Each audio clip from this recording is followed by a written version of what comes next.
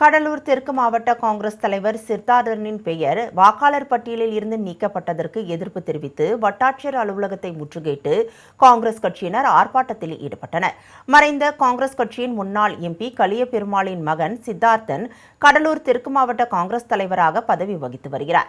இவர் கடந்த 30 வருடங்களாக ஒரே முகவரியில் வசித்து வருகிறார். இந்நிலையில் கடந்த பிப்ரவரி மாதம் வெளியிடப்பட்ட வாக்காளர் பட்டியலில் சித்தார்த்தனின் பெயர் இருந்த நிலையில் தற்போது பூத் ஸ்லிப்பில் வழங்கும் பொழுது அவரது பெயர் நீக்கம் செய்யப்பட்டுள்ளது.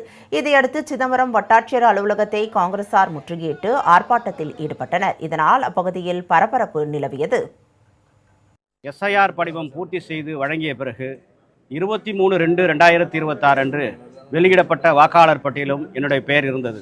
ஆனால் 1/4/2026 அன்று வெளியிடப்பட்ட வாக்காளர் பட்டியலில் எனது பெயர் நீக்கப்பட்டிருக்கிறது. ஒரு பெயரை நீக்க வேண்டுமென்றால் அவர் இறந்திருக்க வேண்டும், இல்லை இந்த ஊரில் இருந்திருக்கக்கூடாது. அப்படி இருந்தால்தான் அவரை பெயரை நீக்க வேண்டும்.